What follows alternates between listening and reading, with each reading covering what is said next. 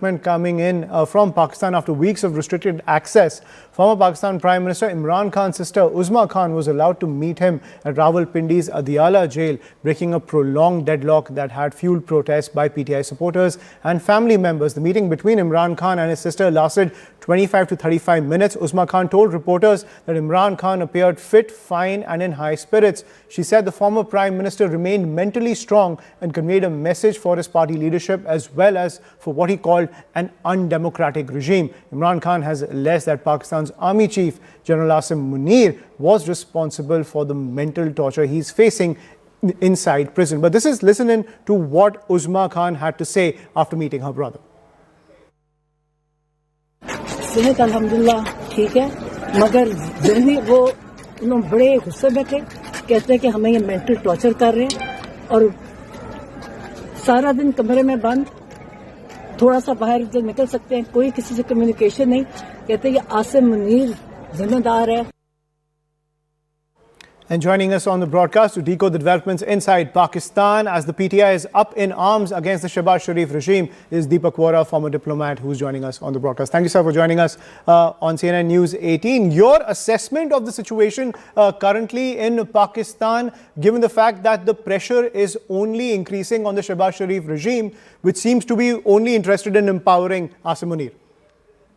Well, thank you very much. Always a pleasure to be with you. Can you hear me, sir? Yes, I can. Go ahead, sir. Thank you very much, Mr. Jamwal. Your presentation is always superb. I learned so much from you. First, let me wipe the egg off my face because I was one of those who believed that Imran Khan was brain dead. Now, either his sister is lying or the regime has pulled off a spectacular coup. And after making people guess and waste millions of man hours on trying to figure out what's happened to the clown, to the gentleman, they've now got his sister to meet him.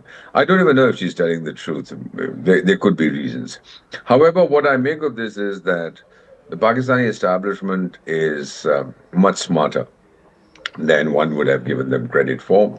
They kept people guessing, they kept the family guessing, they kept the party guessing, they kept the whole world guessing. Television channels, not just in India, but in many other countries, were speculating about the fellow. All the while he was in solitary confinement. And after the pressure built up to a level that the regime felt was unsustainable and they would not be able to resist that kind of pressure, they allowed one of his sisters to meet him. So she came out and said all kinds of things. He's fit and fine, he's in good health, but he's very angry and he thinks that Asim Munir is a scoundrel. So what's new? That's where we are. But I believe that it has been round one goes to the establishment. Right. Round one goes to the establishment. Do you think the PTI's mobilization poses a threat to Shehbaz Sharif's regime, given the fact that now there is also a push to impose governor's rule in Khyber Pakhtunkhwa, which is run by the PTI? No question about it. There is the intention. Have you heard if the Prime Minister has left London and has come back home? I'm not quite sure. Some meeting you said was going on. Right. That's Shehbaz Sharif holding that meeting in Islamabad as we speak. So he's back. Yeah, right. He's back. Yeah.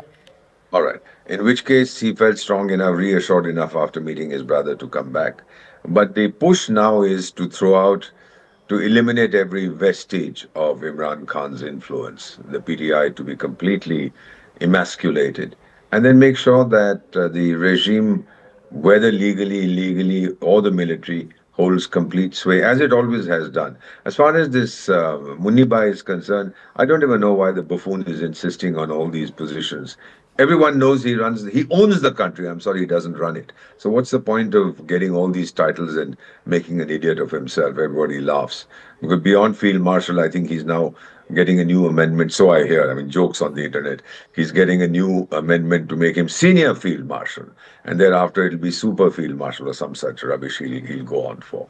So the idea basically, I think, seems to be that whatever influence the so-called democratic parties like the PTI, Imran Khan is still insanely popular among young people. Whatever influence they have should be completely removed. Right. And no one should be left to challenge the establishment. Right, and given the fact that there is so much political turmoil because Shehbaz Sharif's regime is extremely unpopular inside Pakistan given the economic distress, you also have the PPP under the Bhuttos making their own calculations, then there's the mobilization from the PTI. How does this political turmoil time and again only empower the military? You've seen the entire dynamic in Pakistan for so many decades. How does this always empower the military time and time again? Because the politicians look extremely weak. The public sphere is completely, dismantled. It's fragmented. But the army is always looking pretty, and to a great extent, given the political vacuum,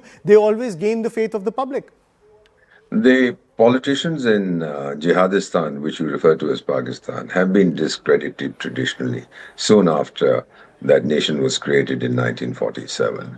And as far as I know, and I've spoken to so many friends, my father's family is from Afghanistan, from Ghazni. The overriding story of Pakistan is the sound of satin slippers coming down the stairs and of the jackboot going up the stairs, which means the civilian government being ousted by the military. However, now what we are seeing, because the world is against all this kind of nonsense of military coups and so on, is that you become the de facto ruler, if not the de jure. So you keep the prime minister, you keep the president, but warn those guys that if you misbehave, you know what we can do for you. This plays out time and again, and one is reminded of the adage, every country has a military. In Jihadistan, the military has a country. Has a country. Deepak Vora, thank you so much for joining us on the broadcast and giving us your perspective on the dynamics currently in Pakistan.